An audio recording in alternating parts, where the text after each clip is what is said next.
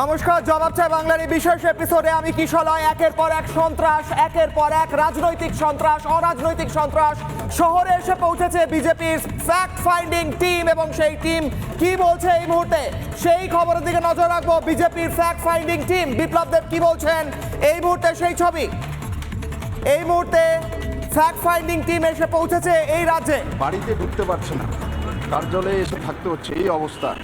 তাদের সঙ্গে দেখা করব, আর তারপর কালকে সকালে বেরিয়ে আমরা বাগডোগরা হয়ে কুচবিহারে যাব, আর কুচবিহার থেকে সন্ধ্যায় এসে এখানে, আর তারপর 24 পরগনাতে।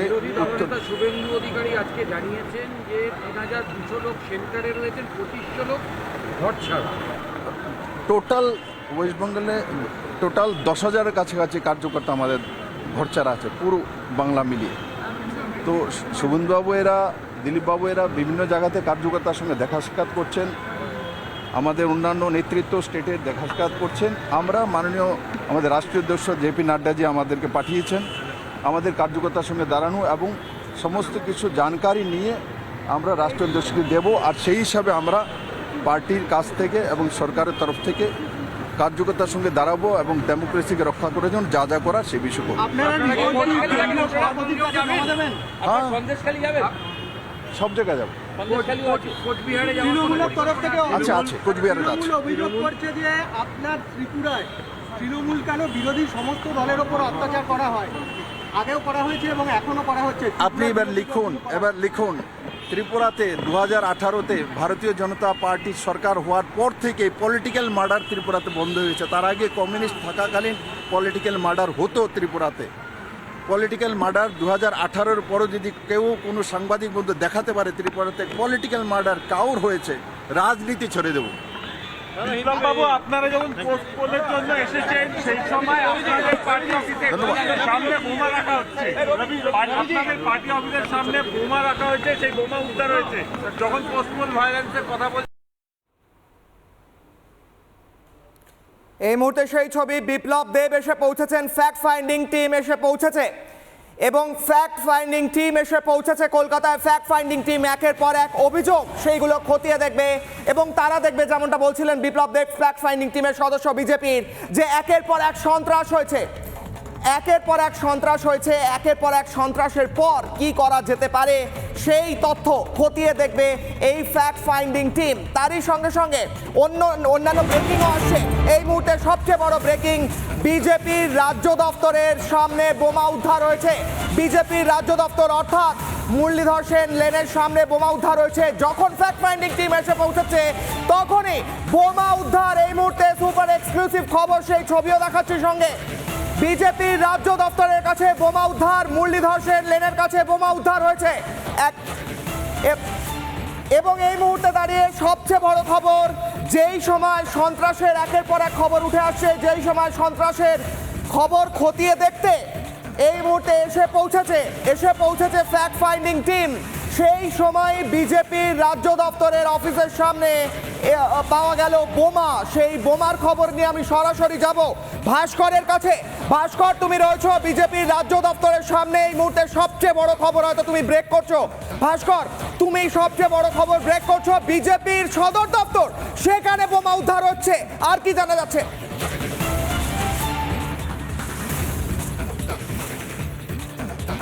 একদমই কিশলয়, তোমাকে একটু লোকেশনটা দেখাবো।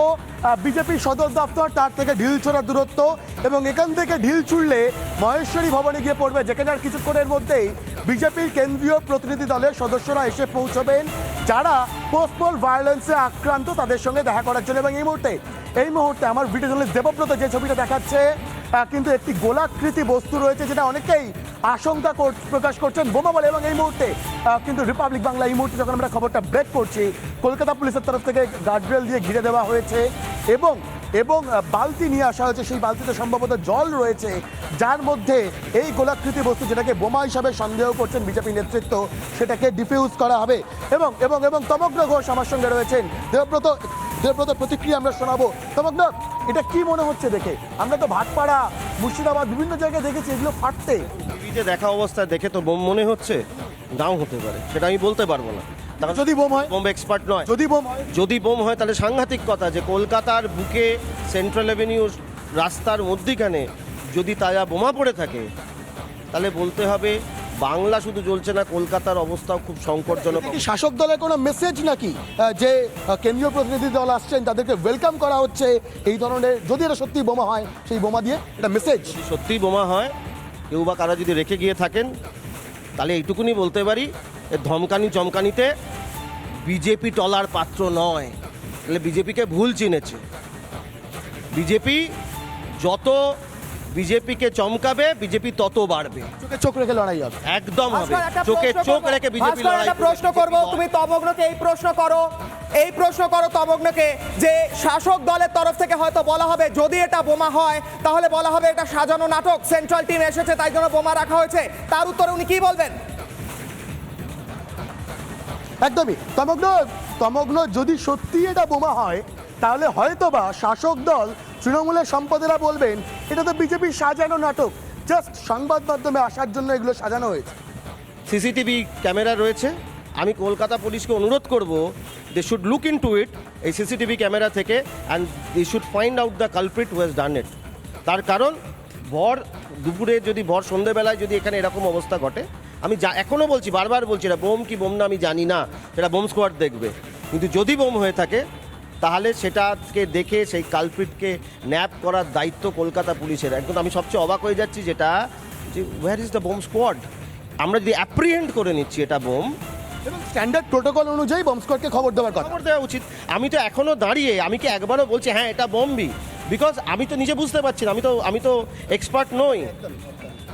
এবং কিশলয় এবং এই মুহূর্তে সব থেকে বড় যে আপডেটটা দিয়ে রাখবো, ইতিমধ্যে যেটা কলকাতা পুলিশ সূত্রের খবর, বম্ব ডিসপোজাল স্কোয়াডকে খবর দেওয়া হয়েছে, কারণ এই যে গোলাকৃতি বস্তু যেটা অনেকেই আশঙ্কা প্রকাশ করছেন যে এটা হয়তো বোমা হলেও হতে পারে, যদি সত্যিই বোমা হয় তাহলে নিষ্ক্রিয়করণের জন্য কিংবা এখান থেকে সরিয়ে নিয়ে যাওয়ার জন্য যাতে প্রয়োজনীয় পদক্ষেপ নেওয়া যায়, সেই কারণে কলকাতা পুলিশের তরফ বেশ থেকে ভাস্কর, নজর রাখো পরিস্থিতির দিকে। যে ছবি দেখা যাচ্ছে তা দেখে অনেকটাই বোমার মতোই মনে হচ্ছে, যা দেখেছি আমরা বারবার।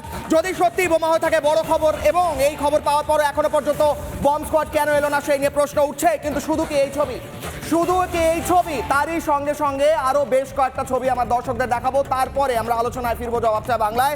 প্রথমেই প্রশ্ন তুলবো যে এই রাজ্যে যদি কেউ রাজনীতি করে তাকে ঘর ছাড়া হতে হয়, যদি কেউ ব্যবসা করে তাকে গুলি খেতে হয়, যদি কেউ চাকরি খুঁজতে যায় তাকে দুর্নীতির মুখে পড়তে হয়, যদি কেউ দোকান খোলে তাহলে তার দোকান লুট হয়ে যায়, তাহলে মানুষ কোথায় যাবে? ব্যবসা করবে তাহলে তো গুলি খেতে হবে, দোকান খুলবে তাহলে তো দোকান লুট হয়ে যাবে, আর যদি বিরোধী রাজনীতি করতে হয় বা করার ইচ্ছে হয় তাহলে তো ঘর ছাড়া হয়ে শেল্টারে থাকতে হবে। কয়েকটা ছবি দেখাই দর্শকদের, সেই ছবি দেখাবো। প্রথমেই দেখাবো গতকাল রাত্রে বহরমপুরের ছবি, ভাইরাল ভিডিও দেখুন। ভাইরাল ভিডিওতে দেখা যাচ্ছে গতকাল রাত্রে বহরমপুরে তৃণমূল এবং বিজেপির সংঘর্ষ। সেই সংঘর্ষের ভাইরাল ভিডিও দেখা যাচ্ছে হাতে অস্ত্র নিয়ে অন্ধকারে বেশ কয়েকজন ছুটছেন। এই দেখুন, হাতে অস্ত্র, হাতে লাঠি, অস্ত্র নিয়ে বেশ কয়েকজন ছুটছেন বহরমপুরে। তারপর এই বোমাবাজির অভিযোগ, একের পর এক মুড়ি মুরকির মতো বোমা পড়ে। তৃণমূল অভিযোগ করে বিজেপি করেছে, বিজেপি অভিযোগ করে তৃণমূল করেছে। যেই করুক না কেন, পুলিশ কোথায়, প্রশাসন কোথায়? শুনবো বোমার আওয়াজ।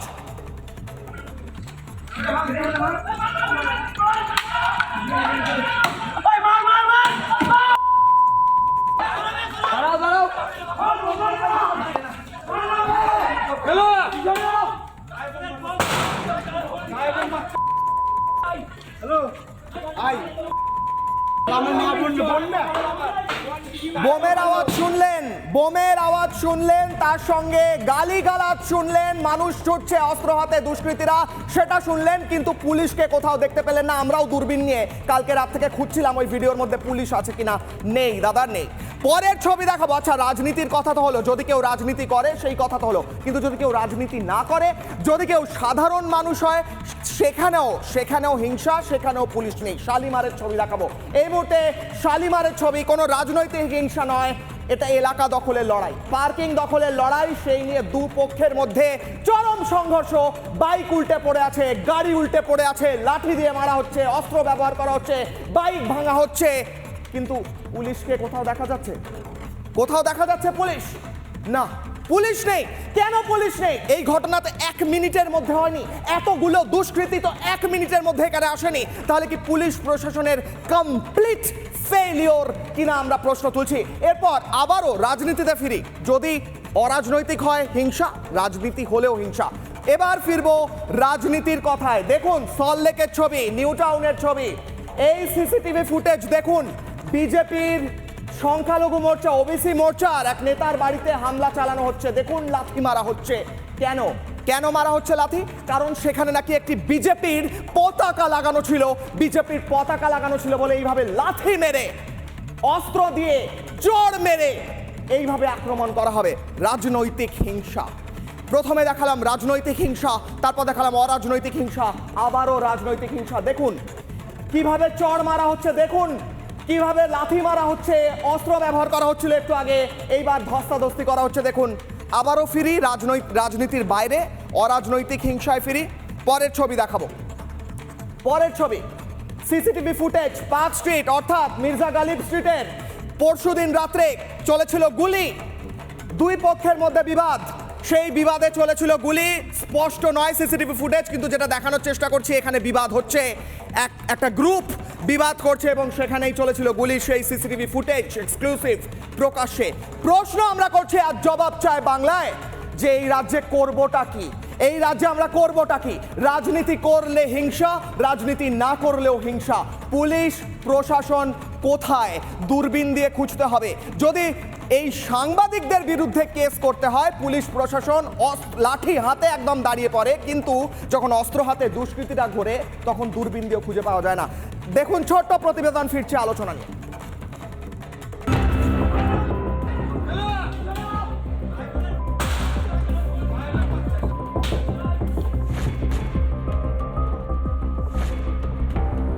পুলিশ এসেছিল, পুলিশের সামনে বোম মেরেছে, পুলিশ সাইড কেটে পুলিশের গাড়ি নিয়ে বেরিয়ে চলে গেছে। পুলিশে আমাদের কোনো স্টেপ নেয়নি, বরঞ্চ পুলিশ আমাদেরকে আরো মেরেছে। জনসাধারণের কাজ করবে, তার থেকে পুলিশ কেন ওদের কাজ করবে? ভোটের পরেও ভয়ঙ্কর বাংলা। বোমাবাজি, গুলি, লাঠালাঠি, বিরোধীদের বাড়ি ভাঙচুর, বাদ নেই কিছু। প্রতিদিনই রাজ্যের কোনো না কোনো প্রান্তে ঘটছে রাজনৈতিক হিংসা, ঝরছে রক্ত। অভিযোগ পুলিশকে সঙ্গে নিয়ে বলগাহীন সন্ত্রাস চালাচ্ছে তৃণমূল। বিরোধী হলে শুধুমাত্র হাতে নয়, চেষ্টা চলছে ভাতেও বাড়ার। সন্দেশখালীতে বন্ধ করে দেওয়া হয়েছে কয়েকজন বিজেপি সমর্থকের দোকান, টোটো। ভোটের রেজাল্টের পরে 5 তারিখে কিছু লোক গিয়ে আমার দোকান বন্ধ করে দেয় এবং চাবিও নিয়ে নেয়। দোকান বন্ধ করলো কেন? বুথ হেরেছে বলে। তাই আমি কোনো পার্টি করি না। কারা বন্ধ করেছে? এই শাসক দল। আমাদের ওই বুথে বিজেপি জিতেছে বলে আমাদেরকে ডেকে সবাইকে গাড়ি বন্ধ করে দিয়েছে। বনমারি 1 নম্বর অঞ্চলের হচ্ছে প্রধান সাহেব আমাদেরকে ডেকে গাড়ি বন্ধ করে দিয়েছে। তবে শুধুই কি রাজনৈতিক হানাহানি?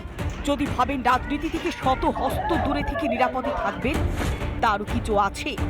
বেলঘড়িয়া, ডোমজুর হোক কিংবা রানীগঞ্জ, দুষ্কৃতীদের টার্গেটে তো রয়েছেন ব্যবসায়ীরাও। দিনে দুপুরে ফিল্মি কায়দায় গুলি চালিয়ে লুটপাট করে পগার পা হচ্ছে দুষ্কৃতীরা। কেন এত বারবারন্ত দুষ্কৃতীদের? পুলিশ যদি শক্ত হয়, এই অপরাধীরা 2 মিনিটের মধ্যে এখান থেকে ব্যারাকপুর কেন বাংলা ছেড়ে পালিয়ে যাবে। মিক্স ভেজিটেবল হয় না, ও মিক্স ভেজিটেবল হয়ে গেছে। এখানকার পুলিশ, ক্রিমিনাল সব সেটিং এ চলছে। ন্যাশনাল ক্রাইম রেকর্ড ব্যুরোর তথ্যটা ভালো করে ঘেটে দেখুন। এই তথ্য অনুযায়ী আজকের দিনেও ভারতবর্ষের মধ্যে অন্যতম নিরাপদ রাজ্যের নাম পশ্চিমবঙ্গ, অন্যতম নিরাপদ মেট্রোপলিটন সিটির নাম কলকাতা। এখনো রাজ্যে আছে কেন্দ্রীয় বাহিনী, তাতেও থামার শেষ নেই হিংসা হানাহানি। কি হবে 21 তারিখের পরে, যখন চলে যাবে কেন্দ্রীয় বাহিনী? বিরোধীদের কটাক্ষ।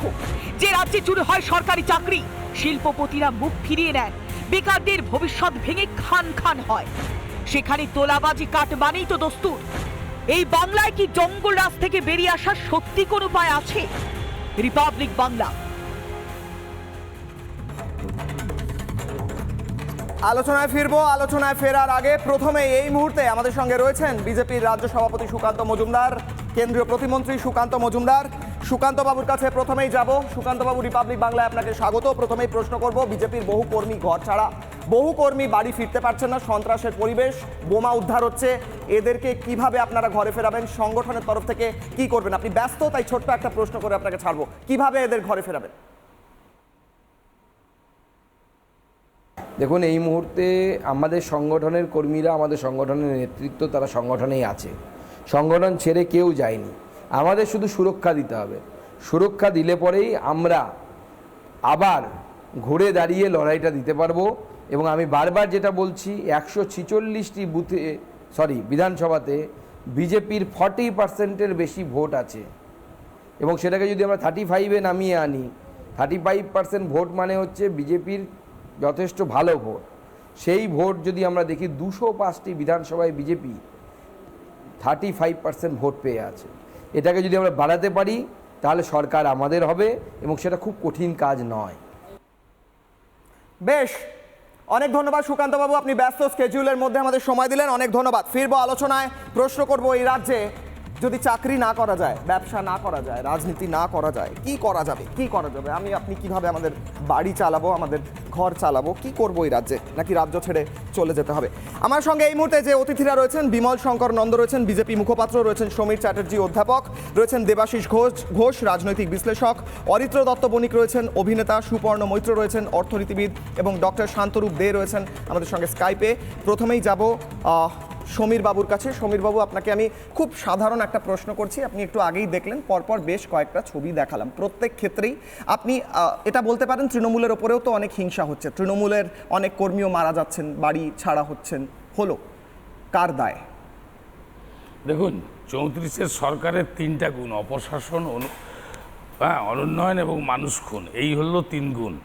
আমরা দেখেছি, আমরা কোনো সময় সন্ত্রাস এবং খুন খারাপের রাজনীতি বিশ্বাস করি না বলেই আমাদের মুখ্যমন্ত্রী মমতা বন্দ্যোপাধ্যায় তার ত্যাগ তিতিক্ষার সংগ্রাম শুধু নয়, লড়াই, তার মাথায় শত শত অনেকেই মাথার ডান্ডা মেরেও ফাটিয়ে দিয়েছে। এবং রাইটার্স বিল্ডিং থেকে আপনারা জানেন যে তাকে চুলের মুঠি ধরেও বের করে দিয়েছে। তার গায়ে শত আঘাত থেকেও তিনি যখন একজন ভারতবর্ষের নয়, তিনি বাংলার প্রথম মহিলা মুখ্যমন্ত্রীর আগেও তাকে যেভাবে লাঞ্ছনা, বঞ্চনা, গঞ্জনা সহ্য করতে হয়েছে, শাসক হয়েও তার প্রথম কথা ছিল রাইটার্স বিল্ডিংয়ে যেদিন তিনি শপথ নিলেন 13ই মে 2011, তিনি পরিষ্কার বলেছিলেন, বদলা নয় বদল চাই। আমরা এই রাজনীতিতেই, অর্থাৎ হিংসামুক্ত রাজনীতি বিশ্বাস করি। কিন্তু যে ঘটনা সামনে আপনি দেখাচ্ছেন, অবশ্যই আপনি আঙুল তুলবেন শাসক দলের দিকে, কিন্তু আমি মনে করি এক হাতে তালি বাজে না। কাউকে যদি আঙুল তুলতে হয়, একটা আঙুল আপনার দিকেও থাকে। আমি শাসক দলের দিকে আঙুল তুলছি না সমীর বাবু, আপনি বললেন তো, বেশ খানিকটা বললেন। আমি একটা কথা বলি, আপনি ভুল বুঝছেন।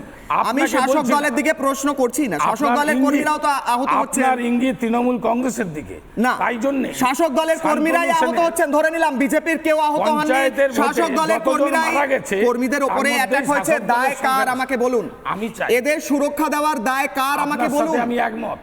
সুরক্ষা যেমন আপনি আলোচনা করছেন, মানুষের কাছে প্রচার করছেন, প্রশাসনের যেমন দায়, যেমন রাজনৈতিক শাসক দলের দায়, তেমনি বিরোধী দলের দায় কোনো অংশে কম নয়। মানে স্বাভাবিকভাবে রাজনৈতিক সুরক্ষা দেওয়ার দায়িত্ব বিরোধী দলের। সবাই, ওকে, সবাইয়ের। শান্তি শব্দটা সবাইয়ের জন্য, সংগ্রাম, অশান্ত, সন্ত্রাস, যে রাজনৈতিক এবং অরাজনৈতিক হিংসা হচ্ছে প্রত্যেকটা জায়গায়, যেখানে গুলি চলছে, একজন ব্যবসায়ীর ওপর গুলি চলেছে, সেখানে বিজেপি গিয়ে সুরক্ষা দিতে পারতো, কিংবা বামেরা গিয়ে সুরক্ষা দিতে পারতো। 1 নম্বর, শালিমারে যেখানে 2 গোষ্ঠীর মধ্যে সংঘর্ষ হয়েছে, সেখানে কেন কংগ্রেস গিয়ে? আজকে শোয়ের টপিক খুব স্পষ্ট সমীর বাবু, একদিকে রাজনৈতিক হিংসা, আরেকদিকে রাজনীতি না করলেও হিংসা। আমার প্রশ্ন তৃণমূল বিজেপি এই বিষয় নয়, আমার প্রশ্ন হচ্ছে পুলিশ এখানে কেন ব্যবস্থা নিতে পারছে না? কারেক্ট, আমি আপনার সাথে একমত। পুলিশ ব্যবস্থা নিতে পারছে না, আপনি এই বিষয়ে একমত। যখন দেখবেন কোথাও আগুন লাগে, তারপরে দমকল যায়, যখন একটা ইনসিডেন্ট ঘটে তারপরে প্রশাসন যায়, আগে থেকে আগুন লাগার আগে আগুন না লাগার সুরক্ষা ব্যবস্থাটা নেওয়ার প্রয়োজন নেই। তার দায়িত্ব একার কারো নয়, এটা তো কোনো রাজনৈতিক। আইবি রিপোর্ট আছে আপনাদের, ইন্টেলিজেন্স আছে, পুলিশের ইন্টেলিজেন্স আছে, কোথায় দুষ্কৃতি রয়েছে সেই খবর আছে, কোথায় গুলি চলতে পারে, কত বন্দুক ঢুকলো, সম্ভব নয়। ফিরহাদ হাকিম যেমনটা বলেছিলেন যে জনসংখ্যা বেড়ে গেলে ভায়োলেন্সও বাড়বে, তাই না? শুধু তাই নয়, এগুলো লক্ষ্য রাখতে হবে প্রশাসনকে। এটা আপনার সাথে আমি একমত। নিশ্চয়ই মমতা বন্দ্যোপাধ্যায়ের প্রশাসন অত্যন্ত দক্ষতার সাথে, খুব এফেক্টিভ, এবং অ্যারেস্টও হয়েছে, নিশ্চয়ই অ্যারেস্ট হয়েছে। বেশ, অনেকটা বললেন সমীর, বলুন বিমল। সবাই, আগুন লাগলে দমকল যাবে, পরে। তার আগে একদম দেখবে না যে ওখানে আগুন লাগার পরিস্থিতি আছে কি নেই, অগ্নি নির্বাপক সেখানে ব্যবস্থা লোকজন আছে বেরোতে কিনা। পারবে কিনা, নাকি ধোঁয়ায় মরে যাবে, সেগুলো দেখার দরকার নেই। আগুন লাগলে গিয়ে নিভিয়ে দিয়ে আসবো। এই যদি এ রাজ্যের প্রশাসন চলে যাওয়া হবে তাই হয়। পুলিশ কোথাও গোলমাল হলে পুলিশ যাবে, তার আগে গোলমাল হবে কি না সেটা পুলিশ দেখবে না।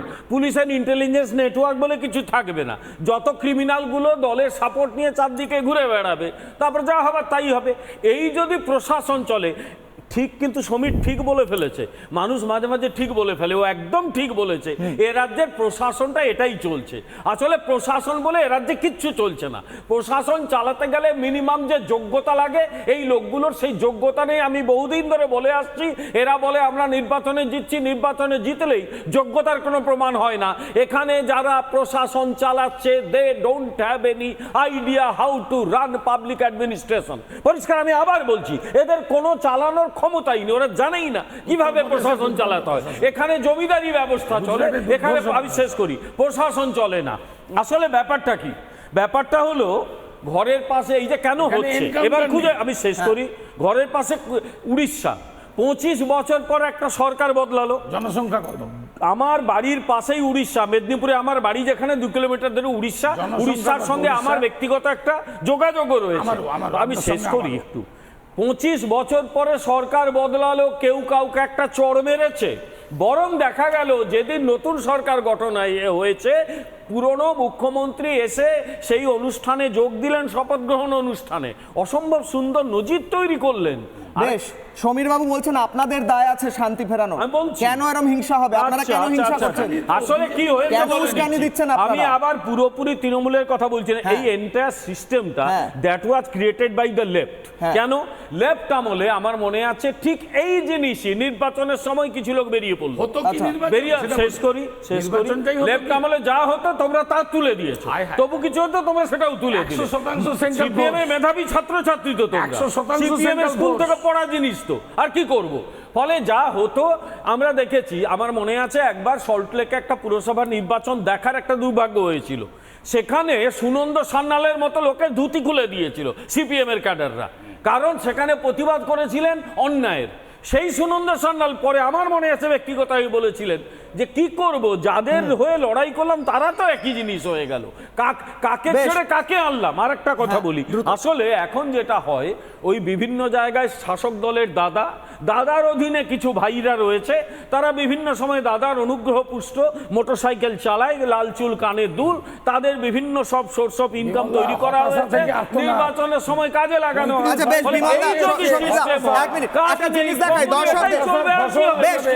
দর্শকদের একটা জিনিস দেখাবো, 4 তারিখ, অত পিছনে যাওয়ার দরকার নেই। আচ্ছা সমীর বাবু একটা তথ্য দেখুন, আমি দেখাই তথ্য, তারপর ফিরবো আলোচনা। তথ্য দেখি, 4 তারিখ ভোটের রেজাল্ট বেরোলো। 4 তারিখ ভোটের রেজাল্ট বেরোনোর পর কি হলো? দিকে দিকে রাজনৈতিক হিংসার খবর এলো। দেখি কোথায় কোথায় রাজনৈতিক হিংসা হয়েছে। গ্রাফিক্স এই মুহূর্তে দাঁড়িয়ে ভোট পরবর্তী হিংসা। প্রথমেই কোচবিহারে ঘর ছাড়া বহু বিজেপি কর্মী, যেখানে শুভেন্দু অধিকারী গেলেন, তাদের সঙ্গে দেখা করলেন। পরের স্লাইড, বারুইপুর পার্টি অফিসে 70 জন বিজেপি কর্মী। এই 70 জন যে বিজেপি কর্মী, তাদের বাড়ির মাথার ছাদ হারিয়েছেন। রানীনগর আক্রান্ত বাম ও কংগ্রেস, শুধু বিজেপি নয়। পরের স্লাইড, ক্যানিং ও বাসন্তী বিজেপি কর্মীদের বাড়ি ভাঙচুর করা হয়েছে, সেই বাড়ি ভাঙচুরের ছবি আমরা দেখেছি। পরের স্লাইড, নৈহাটি বিজেপি নেত্রীর বাড়িতে হামলা, অর্থাৎ বিজেপি নেত্রী হোক বা নেতা হোক, পুরুষ হোক বা মহিলা হোক, কোথাও কোনো রকম ভাবে ছাড় নেই। বহরমপুর গতকাল রাত্র থেকে আজকে সকাল বিজেপির ওপর হামলা, বোমাবাজির অভিযোগ, এবং সেই বোমাবাজির অভিযোগের ছবি দেখালাম। সন্দেশখালী বিজেপি কর্মীর দোকান এবং টোটো বন্ধ কালকে থেকে। সেই সন্দেশখালী বিজেপি করার অপরাধ, টোটো বন্ধ, দোকান বন্ধ। এই মুহূর্তে দাঁড়িয়ে বহরমপুর থেকে একটা প্রতিবেদন পাঠিয়েছে আমাদের প্রতিনিধি ইন্দ্রাশিস, সেই প্রতিবেদন দেখবো, ফিরবো আলোচনায়। ইন্দ্রাশিস।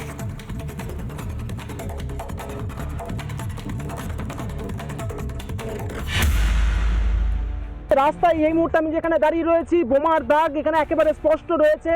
রাস্তার বিভিন্ন জায়গাতে এইভাবে কিন্তু বোমার দাগ বিভিন্ন জায়গাতে দেখা যাচ্ছে।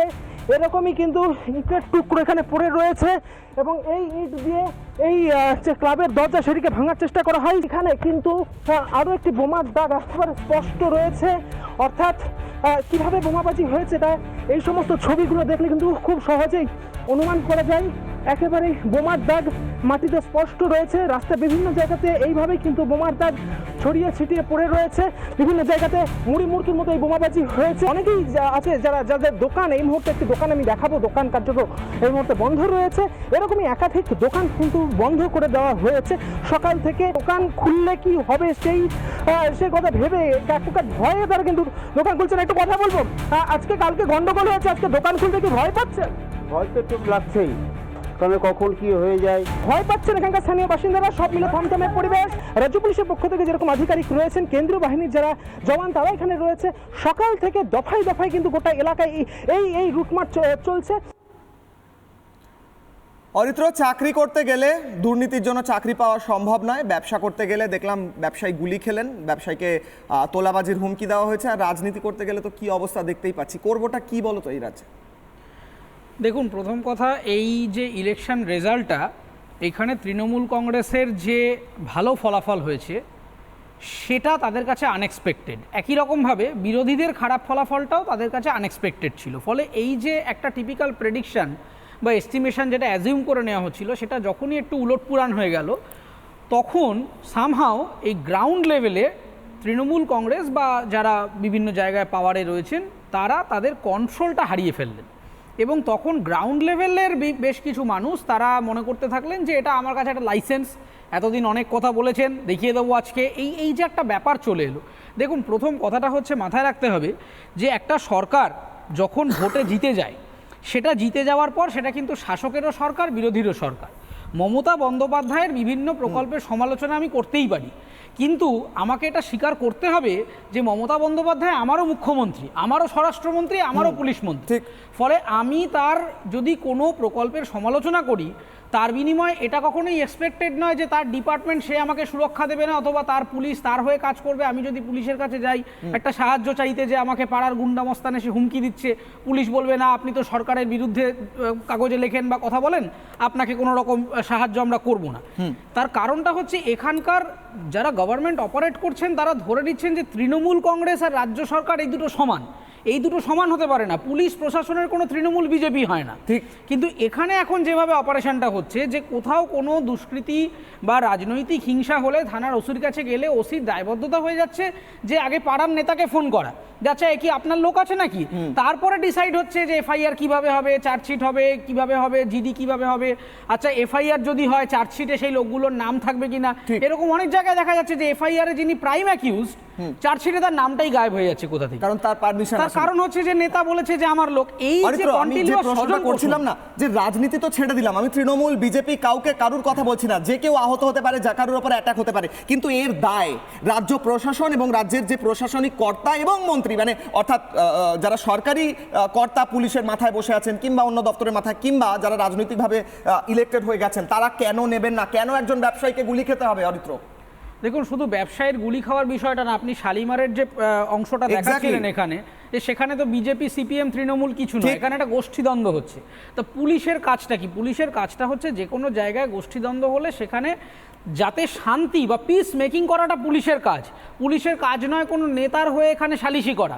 কিন্তু যখনই পুলিশ এবং প্রশাসনিক ব্যবস্থাটা একটা রাজনৈতিক দলের প্রতি বায়াস্ট হয়ে যাচ্ছে এবং তাদের দায়বদ্ধতা হয়ে যাচ্ছে নেতার কথায় অপারেট করা, তখন কি হচ্ছে যে তখন তারা কোনো জায়গায় কোনো ঘটনা ঘটেছে, পুলিশের যে স্বতন্ত্র বডি, স্বতন্ত্র যে নীতি শিক্ষা, সেই সব কিছু চুলোয় গিয়ে তাদের দায় হয়ে যাচ্ছে আগে নেতাকে টেলিফোন করে, নেতা যা বলবেন বা উপরমহল থেকে যা ডিরেকশন আসবে সেই হিসাবে কাজ করা। এবং সেই কারণেই দুষ্কৃতীরা এখানে এখন রাজ্যের হিরো হয়ে গেছেন এবং এই খোলা হাতে বন্দুক নিয়ে যাবেন, লাঠি সোটা নিয়ে যাবেন, গালাগালি করবেন। আজকাল মুখে এখন স্ট্যান্ডার্ড পর্যন্ত তারা লাগাচ্ছে না। একটু আগে সিসিটিভি ফুটেজ দেখাচ্ছিলাম, মুখে তাদের কোনো ঢাকা বা কোনো হেলমেটও নেই, তাদের কোনো এতটাই বেপরোয়া যে তারা বেপরোয়া নয়, কিছু ভয়ই করছে না। এটা বেপরোয়া নয়, তারা নিজেরা আশ্বস্ত বা সেফ ফিল করছে যে আমাকে কেউ ধরতে পারবে না, আমি অমুক দাদার লোক আছি, অমুক দিদির লোক আছি, আমি যাই করি এখানে বোম মারবো, গুলি করবো, দেখা যাবে, আমি অমুককে ফোন করবো। আমি সুবর্ণ বাবু আর দেবাশিস বাবুর কাছে আসার পর আবার আসবো, আমি দর্শকদের আরো কয়েকটা তথ্য দিই। বেশ, সমীর বাবু আসি, আমি আবার কয়েকটা তথ্য দিই। রাজনৈতিক হিংসা দেখাচ্ছিলাম, সমীর বাবু একটা তথ্য দেখুন, সমীর বাবু তথ্য দেখুন। অরাজনৈতিক হিংসা, 4 তারিখে ভোটের রেজাল্টের পর অরাজনৈতিক হিংসা দেখাবো। গ্রাফিক্স অরাজনৈতিক হিংসা 9 জুন রানীগঞ্জ সোনার দোকানে ডাকাতি, সিসিটিভি ফুটেজ ভয়ঙ্কর, ভেতরে ঢুকে গুলি চালানোর মতো পরিস্থিতি। 11 জুন ডোমজুর সোনার দোকানে ডাকাতি, বলছিলাম না মুখে হেলমেট বা কাপড় জড়ানোর প্রয়োজন পড়ে না। পরের slide. 14 June Mirza Ghalib Street, দুদিন আগে যুবককে গুলি, সিসিটিভি ফুটেজ দেখালাম। Open Park Street, Mirza Ghalib Street, গুলি চালিয়ে দিয়ে চলে যাচ্ছে। বেলঘরিয়া ব্যবসায়ীর গাড়ি লক্ষ্য করে পরপর ঠায় ঠায় করে গুলি চলছে। শালিমারে যে কথা বলছিল অরিত্র একটু আগে, পার্কিং লট নিয়ে ধুমধুমার, হাতে অস্ত্র, মুখে কোনো ঢাকা দেওয়ার প্রয়োজনও নেই, কারণ তারা কাউকে ভয় পায় না। একের পর এক অরাজনৈতিক হিংসার ছবি, হিংসার খবর উঠে আসছে প্রত্যেক প্রান্ত থেকে। কেন পুলিশ দায় নেবে না? পুলিশ কেন দায় নেবে না সেই প্রশ্ন শুধু আমার নয়, রাজ্যের প্রত্যেকটা মানুষের। এবং তারই সঙ্গে সঙ্গে শালিমারে যে ধুমধুমার পরিস্থিতি, সেখান থেকে প্রতিবেদন তুলে ধরেছেন আমাদের প্রতিনিধি তুলিকা। প্রতিবেদন দেখুন, ফিরছি আলোচনা। এই মুহূর্তে রয়েছে একেবারে শালিমার স্টেশনের পাশে যে পার্কিং যে জোন রয়েছে, সেই জোনে বলা ভালো যারা এখানকার স্থানীয় বাসিন্দারা রয়েছেন তারা কিন্তু বলছেন যে দুপক্ষই তৃণমূল, অর্থাৎ তৃণমূল ভার্সেস তৃণমূলের যে কোন্দল শুধুমাত্র পার্কিংকে কেন্দ্র করে এখনো পর্যন্ত সেই ধ্বংসস্তূপ কিন্তু এই মুহূর্তে রয়েছে। তুমি দেখতে পাচ্ছ একের পর এক বাইক থেকে শুরু করে গাড়ি কিন্তু ভাঙচুর করা হয়েছে, যে কাজ সেই কাজ কিন্তু ভাঙা হয়েছে। প্রত্যেকটি গাড়ি এখানে পার্কিং করে রাখা ছিল, যারা এখানকার বাসিন্দারা তারা কিন্তু এই গাড়ি চালান, তাদের এটা রুজি রুটি। টোটো চালাता है, रात को उन लोग को मार दिया, हम लोग कुछ नहीं गए तो पूरा 400 लड़का लोग आके पूरा मेरे दिलो पूरा भेंगे दिलो आसपास सब। একটা লেডিস का पूरा माथा फेटे গেল। গাড়ি যেরকম একদিকে ভাঙচুর করা হয়েছে, তার সঙ্গে আমি এই মুহূর্তে রয়েছে একটি ক্লাবের সামনে। এই মুহূর্তে তুমি দেখতে পাচ্ছ যে কার্যত যে দরজা, সেই দরজা কার্যত ভেঙে ফেলা হয়েছে। আর আমি একটুখানি ভেতরে যাওয়ার চেষ্টা করব। একের পর এক যে টিভি রয়েছে, সেই টিভি ভাঙচুর করা হয়েছে এবং গোটা এলাকা কিন্তু কার্যত তছনছ করা হয়েছে, অর্থাৎ চেয়ার থেকে শুরু করে সমস্ত কিছুই কিন্তু এখানে এই মুহূর্তে কার্যত যত্রতত্র অবস্থায় পড়ে রয়েছে। অর্থাৎ কিভাবে যে ভাঙচুর চলেছে সেই ছবিটা তুমি একেবারে দেখতে পাচ্ছ। একের পর এক গাড়ির কাজ ভাঙা হয়েছে, যারা মহিলারা রয়েছে তাদেরকে মারধর করা হয়েছে, এই এলাকার যারা বাসিন্দারা রয়েছে তাদেরকেও মারধর করা হয়েছে। দুপক্ষের পার্কিংকে কেন্দ্র করে দুপক্ষের মধ্যে যে বচসা গতকাল টোটো রাখাকে কেন্দ্র করে হয়েছে। वहाँ से सब लेके आया लोग सामान, मशीन भी था, ठीक है, वहाँ सब सामान लेके आया लोग, डायरेक्ट हमला किया, सब गाड़ी फोड़ फाड़ दिया, ठीक है। अब पुलिस भी वो लोग साथ में था, हाँ, कुछ पुलिस रह के भी कुछ नहीं किया। पुलिस के सामने की मारधर, हाँ, पुलिस के सामने मारधर हुआ। पूरा घर तोड़ दिया है, सबका घर ईटा उठा করে ভেতরে যাওয়ার চেষ্টা করব। তার কারণ এখানকার যারা বাসিন্দারা রয়েছেন তারা বলছেন যে যেভাবে ভাঙচুর চালানো হয়েছে, ভেতরে প্রবেশ করে যেরকম ভাবে টালিতে ইট ফেলেছে এবং তুমি দেখতে পাচ্ছ এখনো পর্যন্ত যত্রতত্র জায়গায় ইটের যে টুকরো, সেই বড় বড় টুকরো এই মুহূর্তে এখনো পর্যন্ত পড়ে রয়েছে। সুপর্ণবাবু, আপনি প্রখ্যাত অর্থনীতিবিদ, আপনাকে আমি খুব একটা সিম্পল কোয়েশ্চেন করছি এবং সাধারণ মানুষ যাতে বুঝতে পারেন আপনি একটু বুঝিয়ে দিন। একটা রাজ্যে যেখানে আইন শৃঙ্খলা ভেঙে পড়ছে, যেখানে কেউ ব্যবসা করতে গেলে গুলি চলে, কেউ চাকরি করতে গেলে সে চাকরি পায় না, আর রাজনীতি তো ছেড়েই দিন, সেখানে কেন আসবে শিল্প, সেখানে কেন আসবে নতুন কর্মসংস্থানের সুযোগ, কেন তারা আসবেন? তারা তো আসবেন না, নয় কি? কিশলয়, আপনি যখন দেখাচ্ছিলেন আপনি প্রায় 9টা অবধি একটা মিস করে গেছেন, অন্তত 9টা নাম বলেছেন, আর দুটো করলে বোধহয় একটা ফুটবল বা ক্রিকেট টিম হয়ে যেতে পারতো। না আমি আসছি, সেটা অ্যাড করে দিলাম, লিখে নিচ্ছি নন্দীগ্রাম কাথি। উনি থ্যাংক ইউ, তার কারণ সবসময় উনি কিন্তু সাহায্য করে থাকেন সমীরবাবু, আমার জীবনেই দেখেছি নন্দীগ্রাম আর কাঁথি। যাক, আজকে তার কারণটা হচ্ছে এখন কিন্তু ওয়ার্ল্ড কাপ ক্রিকেটও চলছে, আবার ফুটবলে ইউরো কাপও হচ্ছে, তো 9 সাইড তো চলছে না, 11 সাইড হচ্ছে। তো আপনি যদি কিছু মিস করে থাকেন, আমি ঠিকভাবে সিকোয়েন্সিয়ালি সাজাইনি, কিন্তু যেগুলো আমি মোটামুটি জানি, কসবা, আপনি সেই 107-এর ওটা মিস করে গেছেন বোধহয়, Kasba, Belgharia, Shalimar, park street, Baharampur, new town, Dinhata, Raniganj, Domjur, Nandigram এবং কাথি, এই মোটামুটি 11টা ঠিক হলো। এখানে সবাই পড়াশুনো করা লোক, আমি প্রত্যেককেই ভীষণ ব্যক্তিগতভাবে অনেক বছর ধরে চিনি। তো আমরা জানি যখন মোগল সাম্রাজ্য ছিল তখন তারা বলতেন যে তুমি যদি অন্য ধর্ম হও তাহলে তোমাকে আমাদের ধর্মে কনভার্টেড হতে হবে, ঠিক, আর সাথে বা জিজিয়া কর দিতে হবে।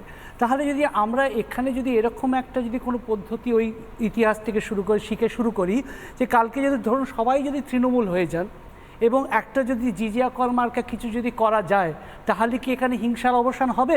তাহলে কিন্তু আমরা সবাই তৃণমূল হয়ে যাব। এক। দুই হচ্ছে যেটা আপনি মৌলিকভাবে সঠিক কথাটা কিশোলায় তুলেছেন যে আমরা কিন্তু বিজেপি, সিপিএম, কংগ্রেস, তৃণমূলের আলোচনা করছি না, আমরা বাংলার আলোচনা করছি।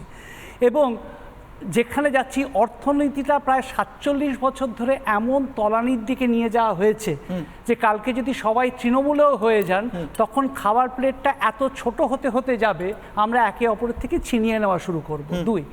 তিন হচ্ছে যে আমি পুলিশকে রিপ্রেজেন্ট করছি না এখানে, কিন্তু অনেক ভালো পুলিশের কর্মী আছেন এবং আমি আজকে এই স্টুডিও থেকে সেই পুলিশকে ডিফেন্ড করে পুলিশদেরকেই একটা কথা বলতে চাই যে আপনারা হয়তো মনে করছেন, তার কারণ পুলিশ মাঝে মাঝে ভাবে যে গভর্নমেন্টে যদি ইনস্টেবিলিটি থাকে তাহলে পুলিশ নামক ইনস্টিটিউশনটা প্রপারলি কাজ করবেন।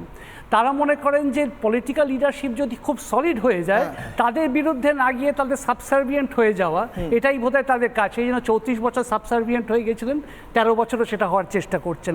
তাদেরকে একটু স্মরণ করে দিই, প্রত্যেকটা সরকারি কর্মীর মাইনে কিন্তু কোনো ব্যক্তি প্রাইম মিনিস্টার বা ব্যক্তি চিফ মিনিস্টার দেন না, তার টাকাটা আসে কনসলিডেটেড ফান্ড অফ ইন্ডিয়া থেকে। আমি আর আপনি দিই। হ্যাঁ, সুতরাং সেই কনসলিডেটেড ফান্ড অফ ইন্ডিয়া থেকে যে টাকাটা আসে তাদের মনে করা উচিত যে আজকে তারা হয়তো পুলিশের চাকরি করছেন বা প্রশাসনের ওপরে বা নিচে বা মধ্য জায়গায় কাজ করছেন, কিন্তু কোনোদিন না কোনোদিন তারা অবসর গ্রহণ করবেন, তার ছেলেটা বা মেয়েটা তারাও কিন্তু এই রাস্তা দিয়ে হাঁটতে হাঁটতে যাবে এবং তারা কিন্তু এই রকম জিনিসেরই শিকার হবে, বাইস্ট্যান্ডার হয়ে গুলি খেয়ে যাবে।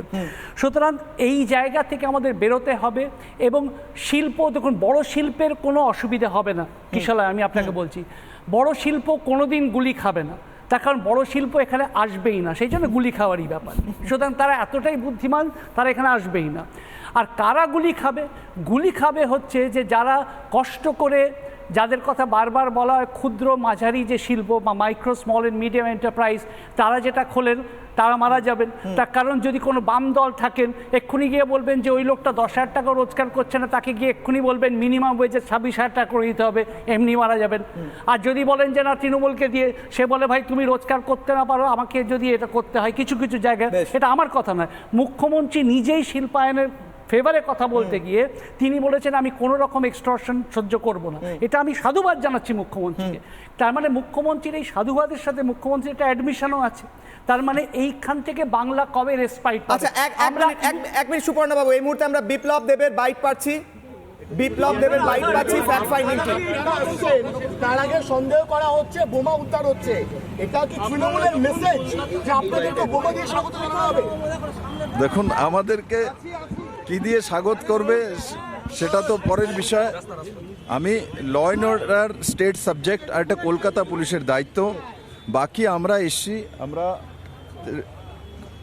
বাংলাতে যেভাবে প্রত্যেকটা ইলেকশনের পর, চাই 2019, 2021, 2024, যেভাবে ভারতীয় জনতা পার্টির সাধারণ কার্যকর্তা ভোটার তাদের উপর অত্যাচার করা হচ্ছে, মার্ডার করা হচ্ছে, বাড়ি ঘরে থাকতে দেওয়া হচ্ছে না, আর 10,000 কার্যকর্তা আমাদের বাড়ি ছাড়া হয়ে রয়েছে, তো স্বাভাবিকভাবে ডেমোক্রেসির হত্যা করা হচ্ছে এই বাংলাতে। আমাদের 39% ভোট রয়েছে এখানে, জনতা আমাদেরকে ভোট দিয়েছে।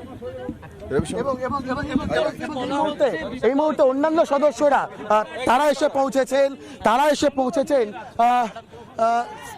এবং উত্তরপ্রদেশের প্রাক্তন ডিজি ब्रिजलाल তিনি রয়েছেন, অগ্নিমিত্রা পলও রয়েছেন। ब्रिजलाल जी आप लोगों के आने से पहले ही लग रहा है कि कोई बॉम्ब रिकवरी हो चुका है। आप तो यूपी के डीजी थे इतने सालों से, ये कैसा वेलकम का तरीका है? नहीं, बम रिकवरी नहीं हुआ, लेकिन यहाँ पर गुंडाई अलबत्ता चल रही है।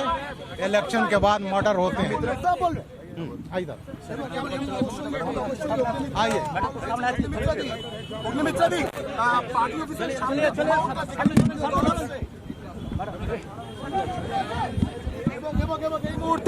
এই মুহূর্তে মাহেশ্বরী যে যেখানে ভোট পরবর্তী সন্ত্রাসে আক্রান্তরা রয়েছেন তাদের সঙ্গে দেখা করার জন্য কেন্দ্রীয় প্রতিনিধি দল তারা এসে পৌঁছলেন। সেই ছবিটা আমরা লাগাতার দেখাচ্ছি, প্রতি মুহূর্তের আপডেট আমরা তুলে ধরছি এবং তারই মধ্যে সবথেকে চাঞ্চল্যকর এই কেন্দ্রীয় প্রতিনিধি দল যখনই এসে পৌঁছচ্ছে তার আগেই তার আগেই কিন্তু সন্দেহ করা হচ্ছে একটি বোমা 6 নম্বর মুরলীধর সেন লেনের যে কার্যালয়, সেই কার্যালয়ের সামনে এবং যেখানে কেন্দ্রীয় প্রতিনিধি দল এসে পৌঁছালো তার থেকে ঢিলছোড়া দূরত্বে কিন্তু রাখা হয়েছে, এমনটা সন্দেহ করা হয়েছে। বম ডিসপোজাল স্কোয়াড এসে পৌঁছেছে ঘটনাস্থলে, তদন্ত করে দেখা হচ্ছে যেটি উদ্ধার করা হয়েছে সেটি বোমা কিনা নাকি শুধুমাত্র ভয় দেখানোর জন্য এই ধরনের কোনো ভাস্কর, এই মুহূর্তে দাঁড়িয়ে বাংলার মানুষ দেখছেন, তুমি দেখাচ্ছ ফ্যাক্ট ফাইন্ডিং টিম এবং তারই সঙ্গে সঙ্গে একটু আগেই বোমা পাওয়া গিয়েছে। ভাস্কর, তুমি তো প্রশ্ন করলে এই বোমা পাওয়া গিয়েছে একদম বিজেপি রাজ্য দপ্তরের একদম কাছ থেকে, এরপর কি নিরাপত্তা নিয়ে আরো বড় সড়ো প্রশ্ন উঠছে না?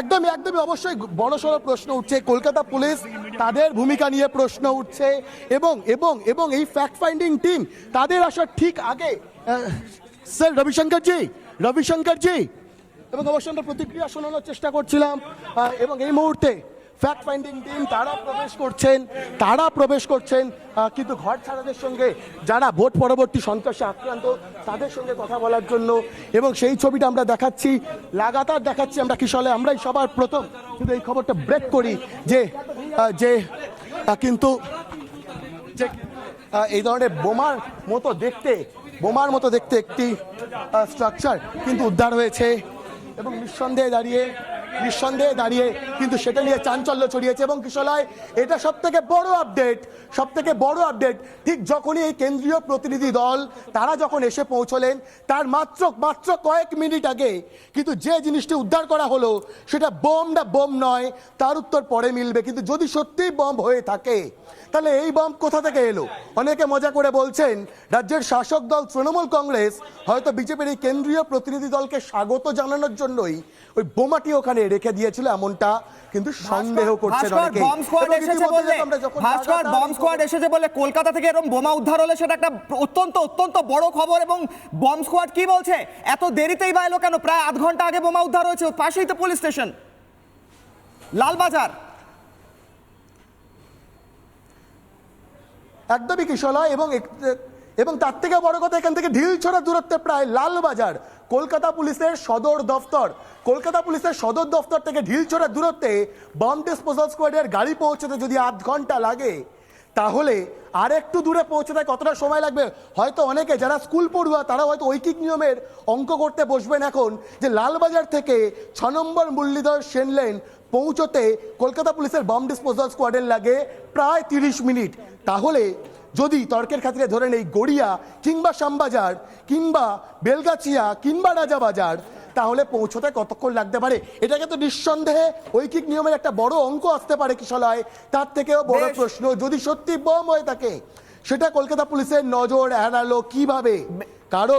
কারণ এটা ওয়েল নোটিফাইড যে একটি কেন্দ্রীয় প্রতিনিধি দল আসবেন যেখানে সদস্যরা তারা প্রত্যেকের সাংসদ। সেক্ষেত্রে দাঁড়িয়ে নিঃসন্দেহে নিরাপত্তার একটা দায়িত্ব কলকাতা পুলিশের থাকে। সেই নিরাপত্তায় তাহলে কি করে গাফিলতি ছিল, খামতি ছিল, যে কারণেই যদি সত্যি এই বস্তুটি বোমা হয়ে থাকে তাহলে সেটি উদ্ধার করা সম্ভবপর হলো। আর যদি বোমা না হয় তা সত্ত্বেও এটা কে রেখে গেলেন? কেন বোমাকৃতি এই বস্তুটি সেখানে এলো, কোথা থেকে এলো, কিভাবে এলো? এই প্রশ্নের উত্তর কলকাতা পুলিশ সঙ্গে থাকো ভাস্কর, তুমি থেকো এবং নজর রাখো এই বোমা কিংবা যাই উদ্ধার হয়েছে সেই দিকে নজর রাখো ভাস্কর। অত্যন্ত বড় খবর তুমি ব্রেক করছো।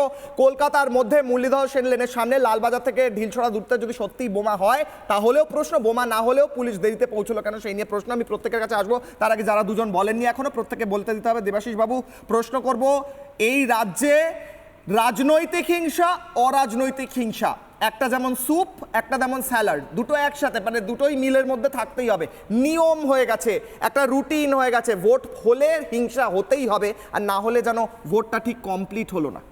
দেখুন কিশোরায়, একটা খুব ক্লিশে হয়ে যাওয়া কথা দিয়ে শুরু করছি, সেটা হচ্ছে যদি সরকার চায় এবং পুলিশ প্রশাসন চায় তাহলে কোনো হিংসা কেন, কোনো চুরি অবধি ঘটতে পারবে না, মানে কিছুই হবে না।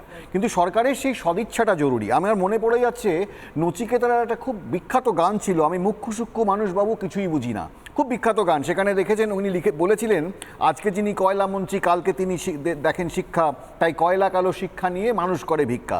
বুঝতে হবে এই 2011 সালের পর থেকে একটা ক্রিমিনোলজি এখানে প্রাতিষ্ঠানিকভাবে তৈরি হয়েছে। কিভাবে তৈরি হয়েছে কিশলয়, সেটা হচ্ছে যে শিক্ষাকে সমূলে বিনষ্ট করা হয়েছে এবং মানুষকে ক্রমশ অশিক্ষা এবং অর্থনৈতিকভাবে পঙ্গু করে দেওয়া হয়েছে। এবং অশিক্ষার মধ্যে যদি মানুষকে ঢুকিয়ে দেওয়া হয়, মানুষের প্রশ্ন করার অধিকার চলে যাবে, মানুষের কাছে চাকরি বাকরি থাকবে না, মানুষ তখন বাধ্য হবে তৃণমূল করতে বা সিন্ডিকেট করতে, এবং সেই জায়গা থেকে মানুষের আজকে এই জায়গা হবে। আজকে মানুষের কাছে টাকা নেই, মানুষের কাছে খাওয়ার পয়সা নেই। আজকেই দেখবে বীরভূমে একটি বাচ্চা মেয়ে মারা গেছে এবং তার বাবা তার পাশে ওই মৃত মেয়েটির পাশে হাত দিয়ে পড়েছিল, সেটা খেতে পাচ্ছিল না। এটাই বাংলার অবস্থা। এবং আজকে যেটা আমরা দেখতে পাচ্ছি যে এই যে ক্রিমিনোলজি প্রতিষ্ঠা করেছে এবং যে সিন্ডিকেটের রাজ চলছে, তার ফলেই কিন্তু এটা, মানে আজকে মানুষের কাছে যখন শিক্ষা নেই, মানুষের কাছে একটাই চাহিদা, আমাকে যে কোনো মূল্যে ওই পল্টুদা, ধনুদা, মন্টুদার সাগরেদ হতে হবে। তাহলে পল্টুদা, মনুদা যেভাবে উন্নতি করেছে, অর্থনৈতিক করেছে বিনা পড়াশুনো না জেনে, আমিও তাদের মতো দাদা দাদা করলে কিছু আমাদের ভাগ্যে জুটবে, হয়তো একটা বরাত জুটে যাবে, সেটা দিয়ে আমাদের চলবে। তাই সকালবেলা পল্টুদার সঙ্গে বিকালবেলায় বোম মারতে হবে, এটাই আজকে রাজনীতি। এই রাজনীতি না করলে আজকে যারা দেখুন কোনো নেতা মন্ত্রীর কি কিছু হচ্ছে, কিচ্ছু হচ্ছে না, তাদের মানে মহরতের পর মহরত হচ্ছে। পুলিশ মন্ত্রী দায়ী কিনা আমি তো বললাম, এটা তো দায়িত্ব আছে, এটা আমি বলছি না, সমীরদা বলেই দিয়েছে পুরো দায়িত্ব পুলিশ প্রশাসনের। যেটা সমীরদা বলেনি তাহলে হচ্ছে পুলিশের যিনি মাথায় বসে আছেন, মুখ্যমন্ত্রীর পদত্যাগ উনি চাননি, হয়তো উনি চাইতে পারছেন না, কারণ উনি সেই দলকে বিলং করছেন। কিন্তু আজকে আপনারা দম জুড়ে কিভাবে দমকলে বোমা দিয়ে কতজনের মৃত্যু হয়েছে জানেন? একটু শেষ করতে আপনারা হচ্ছে নেতাই নন্দীগ্রাম সিঙ্গুর সব বাজে। আমি বলছি সিপিএম বাজে করেছে, তাই জন্য কি তৃণমূল লাইসেন্স পেয়েছে এটা করবার? তাই জন্য কি তৃণমূল লাইসেন্স পেয়েছে? মানে আজকে মানুষকে আপনারা মিথ্যা বোঝাচ্ছেন। কবি হয়ে গেছে, আজকে আপনারা শিক্ষাকে শেষ করেছেন যাতে লোকে সিন্ডিকেট করতে পারে, যাতে লোকে আপনাদের জন্য বোম মারতে পারে, যাতে লোকে আপনাদের হয়ে ভোট দিতে পারে। এটাই তো রাজনীতি। তবে তা বলে নিশ্চয় উত্তর কি আরেকটা খুন? নিশ্চয় সন্দেশখালীতে আর্মিক্স পেয়ে গেছে। না একটা খুনের উত্তর আরেকটা খুন। আপনি এই জাস্টিস সিস্টেম না নিশ্চয়ই বলতে কি এটা তো বিজেপির কালচার। আপনি খুনটা বর্ণনা আচ্ছা আসি প্রত্যেকের কাছে। এক মিনিট, প্রত্যেককে আবার একটু থামাতে হবে। একটা জিনিস শোনাই দেবাশিস বাবু, একটা জিনিস শোনাই। এক মিনিট, একটা জিনিস শুনতেই হবে। আচ্ছা এক মিনিট, সমীর বাবু, দেবাশিস বাবু, আপনার উপর বা আমার উপর তো গুলি চলেনি এখন পর্যন্ত। যার উপর গুলি চলেছে তিনি কি বলেছেন শুনবো। ব্যবসায়ী যার উপর গুলি চলেছে কি বলেছে তিনি কি বলেছেন শুনবো। ফিরছি আলোচনায়, শুনুন। আজকেও আপনার কাছে ফোন এসেছিল, থ্রেট কল এসেছিল? আজকে আমার কাছে ফোন এসেছিল, আমাকে একটাই কথা বললো, तुमको मारने के लिए गुली नहीं किया, तुमको যদি মারনা হতো তোমার শোরুম में घुस के मार जाता। আমি তখন বললাম তুই তাহলে 8 রাউন্ড গুলি করার কি দরকার ছিল? তুই যদি আমাকে ভয় দেখানোর হতো তাহলে 1 রাউন্ড গুলি করে হয়ে যেত, বা ওরা মুখে বলতো যে, তখন বললো যে আপ हमसे मिलिए। এটা কে বল? সুবোধ সিং। সুবোধ সিং মানে সেই বিহারের কুখ্যাত যে ডন? हाँ डॉन, हाँ वही। बोला आप हमसे मिलिए, इधर उधर जाने से कोई फायदा नहीं होगा आपका, आप हमारे साथ रहेगा तो आपका कुछ नहीं होगा। কি বললো? আরো आप हमारे साथ रहेगा तो आपका कुछ नहीं होगा, आप पूरा सेफ जोन में रहेगा, इधर उधर आप कहीं भी जाने से आपका ये नहीं होगा, दूसरा दिन होगा तो बड़ा हादसा हो जाएगा। डायरेक्ट আমাকে আজকে যেটা বললো, কালকে যখন আমি থানাতে ছিলাম, থানাতেও একই কথা বলেছিল। তখন স্পিকার অন করে সিপি আইসি সবার সামনে স্পিকার অন করে দিয়েছিলাম যে তুমি বাঁচ গিয়া, तुमको बचाया गया है, तुम्हें मत सोचना। এই ঠিক এই ঠিক লোকালি কারুর কোনো বড় দাদা গোছের কারুর থেকে ফোন, হুমকি বা এক্সটর্শন, এগুলো তো ধরুন আমাদের যে বিজনেস আছে, কারোর কোনো সময় পয়সার প্রয়োজন হলে হয়তো চাইলেও চাইতে পারে, আমাদের কাছে চেয়েছেও হয়তো, অনেক সময় আমরা সেটাকে তার অসুবিধা আছে, ঠিক আছে ভাই চল, এটা হতেই থাকে আমাদের। আর টিটাগড়ে তো একদম প্রত্যেকটা প্রমোটার, টিটাগড়ে যারা প্রমোটিং করে তাদেরকে সেটা প্রাপ্তি হয়, তাছাড়া কাজ করতে পারবে না। পুলিশ প্রশাসন জানে না এই সব ব্যাপার? আমি আপনাকে কি বললাম, কাল তো পুলিশ সিপি অবধি ছিল, সিপির সামনেই তো সুবোধ ফোন করেছে। জানে না বললে বা ওরা জানে না বললে তো ভুল হবে এটা। ডক্টর শান্তরূপ দে রয়েছেন আমাদের সঙ্গে, রাজনৈতিক বিশ্লেষক।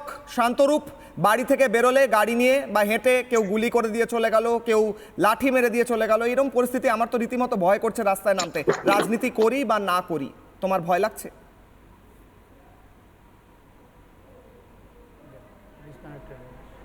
বেশ, শান্তরূপের সাথে কানেকশন বিচ্ছিন্ন হয়েছে এই মুহূর্তে। একবার বিমলদার কাছে আসবো। বিমলদা কিছু বলতে চাইছে। একটু আগে একটা কথা হচ্ছিল যে চার্জশিট হয় নেতার কথায়, ঠিক নেতাদের কথাতেই তো চার্জশিট হয়। 2019-এ যখন পশ্চিমবঙ্গে বিজেপি লোকসভায় খুব ভালো ফল করলো, সন্দেশখালীতে 3 জন বিজেপি কর্মী উধাও হয়ে গিয়েছিল, একজনের ডেড বডিও পাওয়া যায়নি, তার জন্য অ্যারেস্ট করা হয়েছিল অনেককে, তার মধ্যে একজনের মহাপুরুষ শেখ শাহজাহান।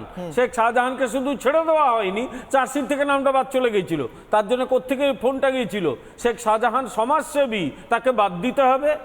অনেক উঁচু থেকে খুব নিচু নিচু নেতারা এসব ক্ষেত্রে হস্তক্ষেপ করে না, সেই খবরগুলো এদের কাছে পৌঁছয় না, কারণ এদের দায় আছে তৃণমূলকে সমর্থন করতে হবে। আর একটা কথা বলি, 2018-তে পঞ্চায়েত ইলেকশনে, তারপর 2023-এ পঞ্চায়েত ইলেকশনে ওপেন হিংসাকেও দেখেনি, যে যারা বোমা হাতে এতে দৌড়ে বেড়াচ্ছে, মুখ দেখা যাচ্ছে, তাদের বিরুদ্ধে একটা অ্যাকশন নেওয়া হয়েছে। একটা মিনিট আমি একটা মিনিট জিজ্ঞেস করছি, বিজেপি সাধু, আরে চোরের অপরকে সাধু বলে জিজ্ঞেস করে, একদম চোর, ক্রিমিনাল, চিটিংবাজ, তারা অপরের ক্রিডেনশিয়াল নিয়ে প্রশ্ন করে।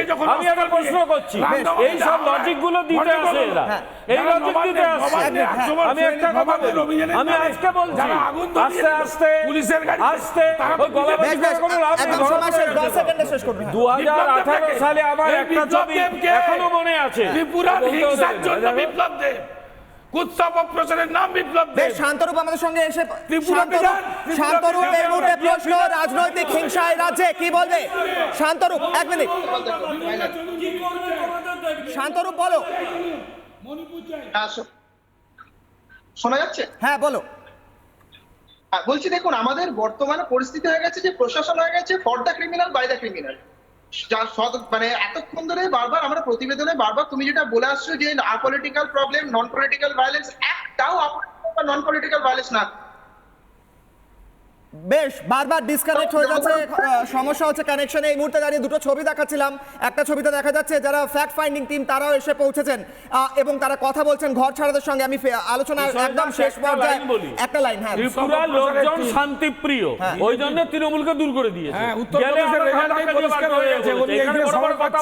ত্রিপুরাতে গিয়ে সব কেটে। সাধারণ মানুষ কি বলছেন এই মুহূর্তে? আমাদের সোশ্যাল মিডিয়ার পোল নিতে হবে, হিংসা সন্ত্রাসে কি 1 নম্বর বাংলা? আমরা প্রশ্ন করেছিলাম সোশ্যাল মিডিয়া, এই মুহূর্তে প্রশ্ন, হিংসা এবং সন্ত্রাসে 1 নম্বর বাংলা কিনা, সেই প্রশ্ন করেছিলাম, সেই পোল নিতে বলবো। এবং তারই সঙ্গে সঙ্গে আলোচনায় যে একের পর এক বিষয় উঠে এলো এবং তারপর যে ছবি উঠে এলো, বিজেপির রাজ্য দপ্তরের সামনেও বোমা উদ্ধার হলো এবং তারই সঙ্গে সঙ্গে দেখা গেল সন্ত্রাসের ছবি। হিংসা সন্ত্রাসী কি 1 নম্বর বাংলা? আমরা সাধারণ মানুষকে প্রশ্ন করেছিলাম। ফেসবুকে 100% মানুষ বলছেন হিংসা সন্ত্রাসে 1 নম্বর বাংলা, অর্থাৎ একজনও দর্শক বলেননি যে এটা নয়। ইউটিউবের দর্শক কি বলছেন?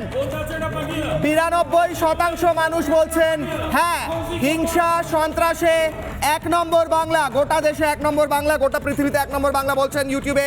এক্স হ্যান্ডেলের মানুষ কি বলছেন? হ্যাঁ বলছেন 88%, হ্যাঁ হিংসা সন্ত্রাসে 1 নম্বর বাংলা। আচ্ছা, আমরা এই অপ্রিয় প্রশ্নগুলো কেন করছি? আমরা অপ্রিয় প্রশ্নগুলো করছি কারণ বাংলার সাধারণ মানুষ যখন ভোটটা দিতে যান, যখন ইভিএমে বোতাম টিপতে যান, যখন নিজেদের প্রশাসন এবং সরকারকে চয়ন করতে যান, তারা এক্সপেক্ট করেন যে তারা প্রশাসনের মাথায় বসে শুধু চেয়ারে দোল খাবেন না, তার সঙ্গে প্রশাসনিক কর্তব্যটাও পালন করবেন। কিন্তু আপনারা একবার নিজের বুকে হাত রেখে বলুন যে এই মানুষগুলো যারা মারা যাচ্ছে বা ঘর ছাড়া, তাদের প্রতি আপনারা কি ন্যায় করছেন? যারা একদম উপরে বসে আছেন, নিজেদের প্রশ্ন করুন। ছোট্ট একটা বিরতির পর ফিরে আসছি, দেখতে থাকুন রিপাবলিক বাংলা।